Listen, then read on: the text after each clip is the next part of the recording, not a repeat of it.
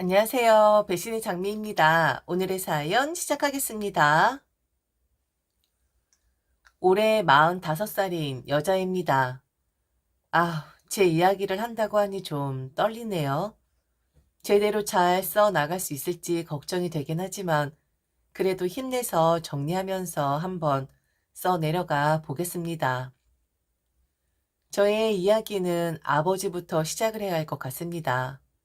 지루하더라도 나의 친구 일처럼 혹은 내 딸아이의 일처럼 한번 들어봐 주시겠습니까? 저는 고등학교 때 집을 나왔습니다. 아버지의 횡포를 견디지 못해 아버지의 멱살을 잡고 자식으로서는 하지 말아야 할 짓을 한 채 집을 나와버렸죠. 아버지의 이름이 아까운 사람이었습니다.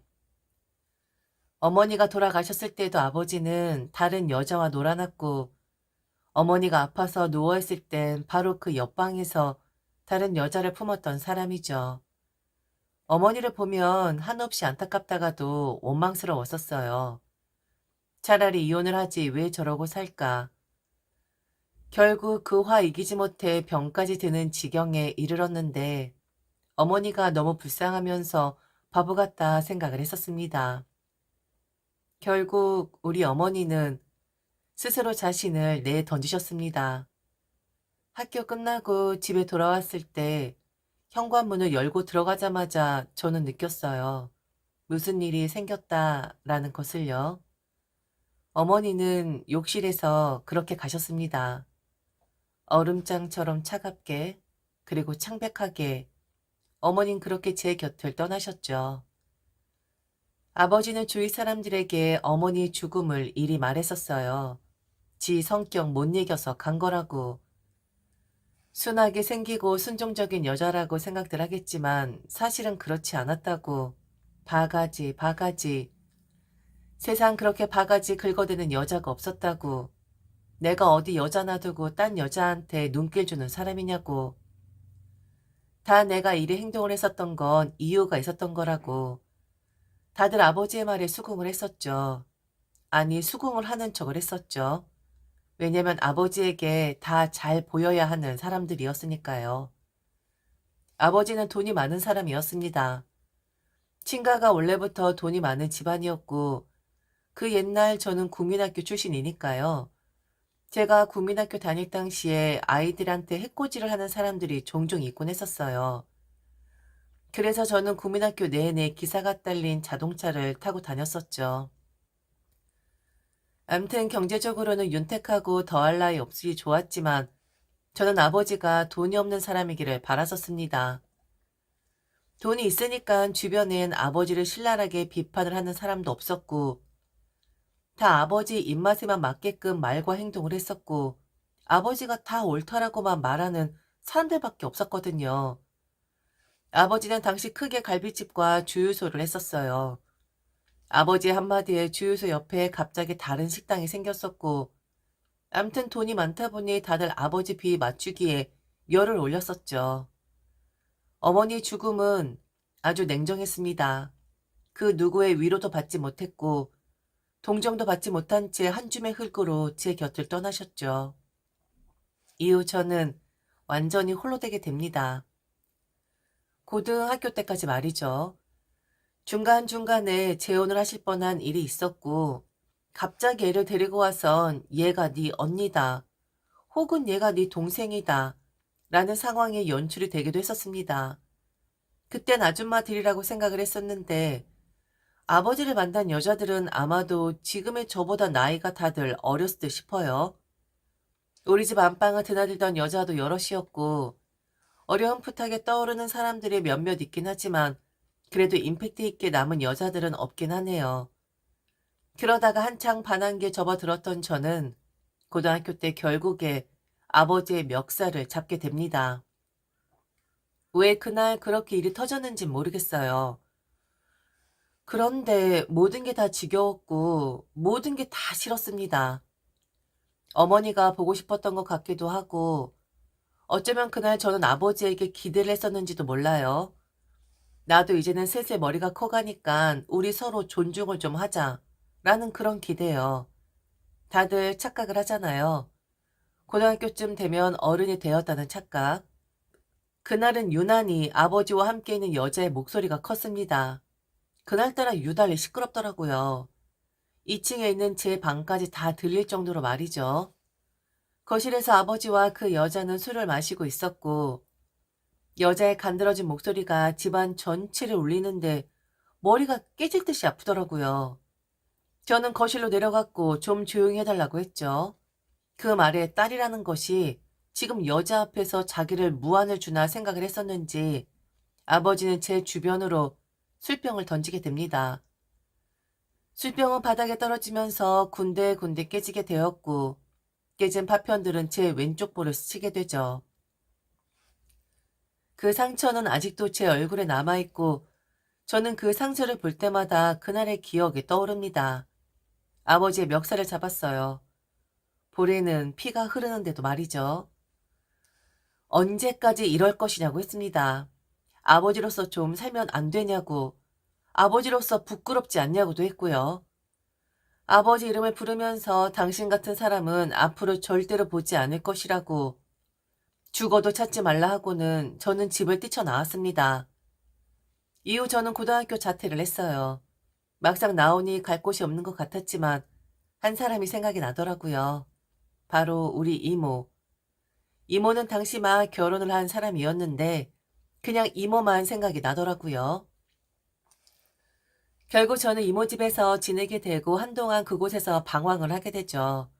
자, 지루해하지 마세요. 이제 슬슬 이야기가 나오니까요. 고등학교로 다시 갔으면 하는 이모의 바람이 있었지만 저는 검정고시를 준비했고 이후 고등학교 학위를 딴 뒤 수능을 보게 되죠. 대학을 다니게 되면서 이모 집에서 나오게 되었고 그리고 열심히 진짜 죽을 힘을 다해 살았습니다. 볼 일 없다고 생각을 했었지만 나중에 꼭 아버지가 돌아가시면 멋진 모습으로 나타나고 싶었거든요. 그리고 이모의 노력이 저를 그렇게 만들기도 했고요. 사범대를 졸업한 저는 임용고시를 일찌감치 포기를 하고 학원 강사로 일을 시작합니다. 서울 변두리에서 4년 정도 일을 했고 결국 저는 학원 강사의 마지막 목표로 알려져 있는 대치동에 입성을 하게 됩니다. 대치동 학원의 계약 구조는 비율제와 시간당이 있는데 저는 용케도 비율제로 계약을 하는 강사가 되죠. 비율제는 학생들이 수업을 신청하는 경우인데 많으면 많을수록 제게 유리한 그런 계약 조건이라고 볼 수가 있습니다. 비율제에서 스타 강사가 많이 나오곤 하죠.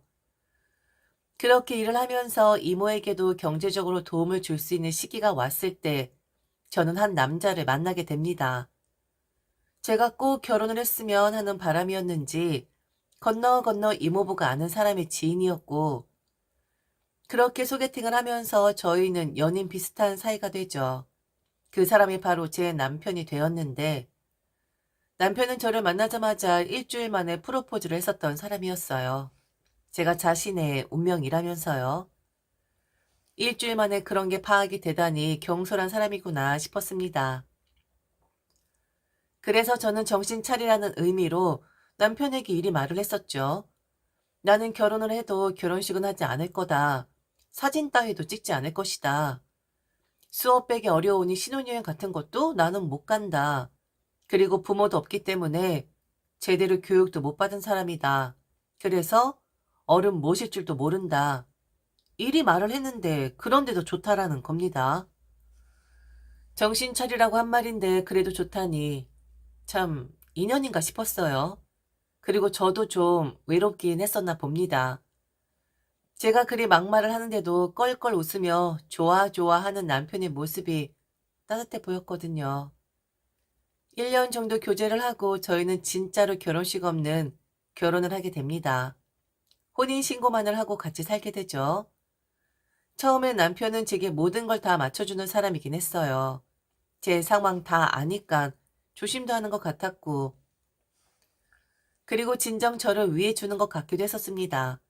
그런데 그거 오래 안 가더라고요. 아무리 신혼 때 말다툼 많다고들 하지만 점점 다투는 일이 많아졌고 남편은 후회를 하는 것 같았습니다. 저도 물론 후회가 되었었고요.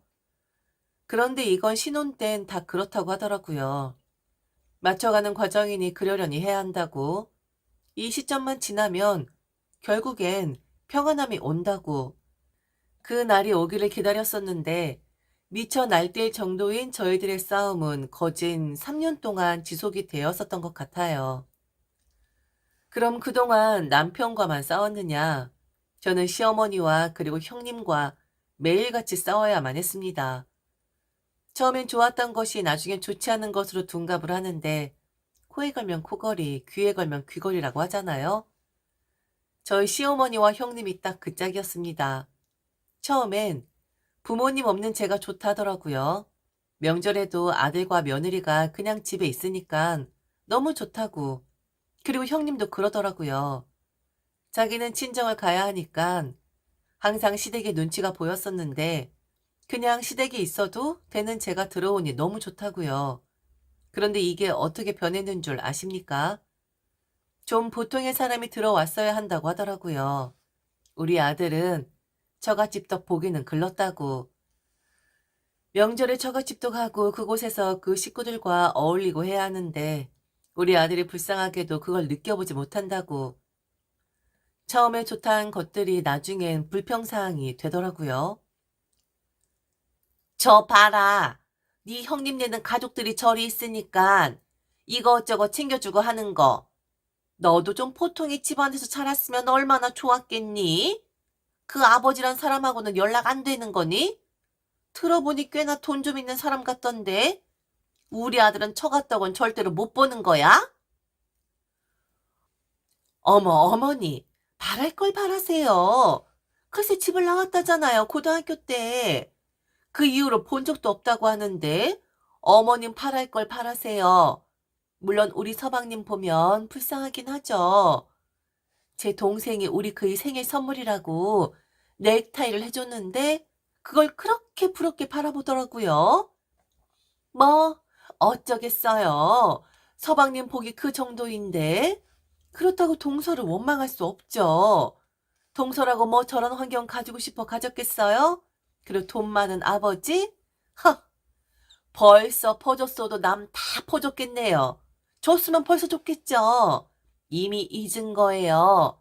동서는 자기 아버지한테 잊혀진 사람이라고요, 어머니. 참 희한하죠. 보통의 삶은 뭔가요? 그건 누가 정의를 하는 거죠? 다 사는 방식이 다른 것처럼 자신들의 입장에서 보면 내 삶이 보통의 삶 아닌가요? 어이가 없었죠. 뭐 까내릴 것이 없으니까 저리 까내리는구나 싶었죠. 마음에 들지 않았겠죠. 저란 사람이. 그렇게 살가운 사람도 아니고 시댁이라고 해서 뭘 더 챙겨주는 것도 아니고 그렇다고 남편 뒷바라지를 열심히 하는 사람도 아니니 자신들의 기대에 못 미치니 저리 까대고 싶었던 거겠죠. 스트레스였지만 그래도 하나하나 대응하고 싶진 않았습니다. 그럼 제가 미쳐버릴 것만 같았거든요. 그러다가 한 가지 일이 저의 인생을 바꿔놓게 되죠. 아버지가 돌아가셨답니다. 이모에게 연락이 왔다 하더라고요. 아버지가 돌아가셨다. 아, 돌아가셨다고 합니다. 그럼 저는 멋지게 차려입고 아버지의 마지막 모습을 보러 가면 되는 것이었어요. 자식은 저 하나. 재혼을 했을 것이라고 생각을 했는데 그건 또 안 했더군요. 그리고 그 많은 재산들. 다 탕진하고 아버지는 당신이 살던 그 큰 집도 아닌 작은 집에서 숨을 거두셨다 합니다. 뭐 당신의 돈, 당신의 살아생전 쓰신 것이니 그건 그렇다 치겠지만 그런데 함께 장례식장에 간 남편이 그 사실을 알고는 제게 화를 내는 겁니다. 이건 이야기가 좀 다르지 않냐고 하면서요. 이모부의 건너 건너 지인은 떠들어댔겠죠. 그래도 걔 아버지가 이렇게 경제적으로 탄탄한 사람이다. 등등 이런 말들이요. 솔직히 기대했었겠죠. 언젠가는 재산 분배로 인해 누군가가 저를 찾을 것이라고. 그럼 그때 횡재 맞듯이 뭔가를 얻게 될 것이라고 그리 생각을 했었나 봅니다. 좀 다르지 않냐? 뭐냐 이게? 아 진짜 짜증나네. 혹시 이 장례 비용 네가 내야 하는 거 아니냐? 네 돈으로 해라. 한 번도 본 적 없는 사람을 위해서 내 돈 쓰고 싶진 않으니까. 하고는 아예 장례식장 안으로는 들어오지도 않더군요. 들어가니 그래도 좀 낯이 익은 사람들 얼굴이 보이긴 하더라고요. 친척들 같지도 않았던 친척들, 그리고 아버지 옆에서 비 맞춰주던 사람들. 그런데 갑자기 한 연세 드신 여성분이 제게 다가오시더니 저를 붙잡고 펑펑 우는 겁니다. 막내 고모였어요. 잘은 기억 안 나지만 그래도 예전 얼굴이 있긴 하더라고요. 잘 왔다고. 그래도 가는 모습은 봐야 하는 거라고. 결혼했다고 하는데 신랑은 어디 있냐고. 원망스럽겠지만 그래도 네 아버지가 네 생각을 많이 했었다고. 소란스럽게 저를 붙잡고 오는 막내 고모를 보는데 좀 불편하더라고요. 얼른 인사만 하고 가려고 했는데 뭐 좋은 걸 보겠다고 내가 여기를 왔나 싶기도 하고 그때 고모가 그러더군요. 아버지가 미안했었어. 네 아버지가 그랬었다고. 나도 오빠지만 참 왜 저러고 사나 싶긴 했었지만 그래도 아버지가 너 생각 많이 했었다. 그리고 이거 전화번호 받아라. 변호사 전화번호야. 이 사람이 오빠 재산을 관리했는데 너한테 오빠가 산을 남겼어. 아마 못해도 10억은 갈 거다. 팔든지 뭐 하든지 네가 알아서 하면 될 것 같아. 다른 거 다 탕진해도 3만은 안 된다고 했었는데 일찌감치 너를 주려고 했었나 보더라고. 이거 사. 받아라. 이건 받아야 하는 거야. 아버지의 마지막 유언이나 다름없는 거니까. 그때 저랑 눈이 마주친 사람이 있었으니 바로 남편이었습니다. 남편이 눈이 휘둥그레져서는 횡재했다라는 표정을 짓고 있더라고요. 그리고 살짝 미소를 짓기까지 했고요. 산을 내게 남겼다. 어디에 있는지 그게 얼마나 되는지는 궁금하지도 않았어요. 제가 돈을 못 버는 것도 아니고 아버지가 남긴 유산이다? 싫었습니다. 그깟 거 받지 않아도 저 사는 데는 아무 문제 없다고 생각을 했으니까요. 그런데요. 저는 정확히 일주일 뒤에 시어머니에게 이런 전화를 받습니다. 그리고 저는 결혼 4년 만에 남편과 정리를 하게 되죠. 우리 집 계약했다. 아니, 우리 아들이 이제야 처가덕을 보는구나? 좋은 집으로 계약했어. 우리 아들이 항상 나 집 사준다고 했었거든. 아이고, 이제 속이 다 시원하네. 그렇게 뜸들이면서 애 태우더니 한 방에 갚는구나. 고맙다. 이리 해야 가신 그 양반도 편안하게 가는 거야. 속이 얼마나 시원할 거야? 너를 우리들한테 잘 부탁드린다는 의미로 이런 선물을 주고 가는 거 아니겠어? 그 양반 속 편안하게 아주 잘 가실 거다. 고맙다, 며느라. 산 이야기를 남편이 했고 그 산 팔아 자신들의 집을 사자는 거였습니다. 이걸 어찌 해야 하는 겁니까? 저는 전화를 끊고 변호사를 찾아갔습니다. 이혼밖에는 답이 없다 생각을 했거든요. 그날 저는 바로 집을 나와 호텔에서 지냈고 며칠 뒤 남편에게 이혼을 통보했습니다. 딱 이렇게만 이야기를 했어요. 내가 모를 것이라고 생각을 했을 거야. 너의 그 차 안에서 누군가와의 접촉. 알고 있었지만 내 입에 올리면 똑같은 사람 되는 것 같아 아무 말 안 했던 것뿐이야. 이미 증거는 내가 복사를 해놓은 상태고 네 엄마한테 전하렴. 아버지란 사람 속 시원하게 가기 전에 내가 먼저 가겠다고. 내 속 편하게 이혼할게. 속 끓는 거 나도 이젠 싫거든. 그리고 니들 인성 보니까 더 이상 안 되겠구나 싶기도 하고. 더러웠다. 너랑 산 거.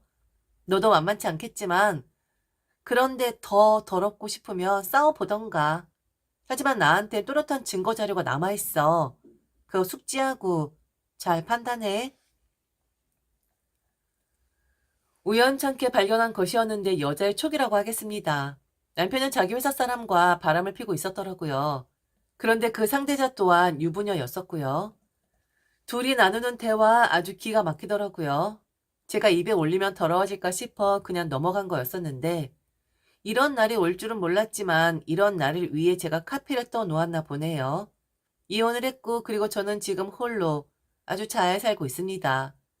이젠 애도 아니고 어른이니까 그리고 조금 있으면 50살이 되어 가니까 생각해보면 아주 오래전에 있었던 일들인데 마치 어제 일처럼 생각이 나는 것 보면 저도 늙기는 했나 봅니다. 30 초반에 결혼을 해서 5년도 채 살지 않고 이혼을 했으니 거의 10년도 더 된 일인데 말이죠. 암튼 그 산은 아직 갖고 있고요. 나중에 우리 조카가 결혼을 한다 하면 그때 선물로 줄 생각이에요. 그리고 저는 현재 서울을 떠나 지방에 내려와 있고 이곳에서 아직도 현역으로 강사 일을 하고 있습니다. 주말이면 제가 좋아하는 바닷가가 보이는 카페에 가서 수업 준비도 하고 바다 멍을 때리는 소소한 행복을 느끼면서요. 인생이 뭐 별거 없더라고요. 아, 아직 50도 안 된 사람이 이런 말 하면 좀 그런가요? 그래도 산전수전 다 겪은 여자니 너그럽게 이해해 주기를 바라면서 이렇게 글을 마치면 되는 걸까요? 어떻게 맞춰야 하는지를 모르겠네요. 아, 그리고 그때 그 시어머니란 사람 제가 이혼한다고 하니까 난리를 치길래 자기 아들 유부녀랑 바람난 그 녹음본 직접 들려줬습니다. 이 가정만 파탄나는 게 아니라 당신 아들 이 유부녀 남편한테 돼지게 맞을 수도 있는 거라고, 그러니 입 닥치라고 말을 하긴 했었네요. 제 인생에서 몇 번 안 되는 추잡한 말을 한 경우였었는데 뒷목 잡으면서 쓰러질라 하기에 그 자리 바로 뜨긴 했었네요. 암튼 이제는 추억처럼 곱씹을 수 있는 그런 나이가 되어서 사연 한번 보내봅니다. 악플은 달지 말아주세요. 그럼 상처받으니까. 지금까지 들어줘서 진심으로 감사합니다. 이상 대신의 장미였습니다.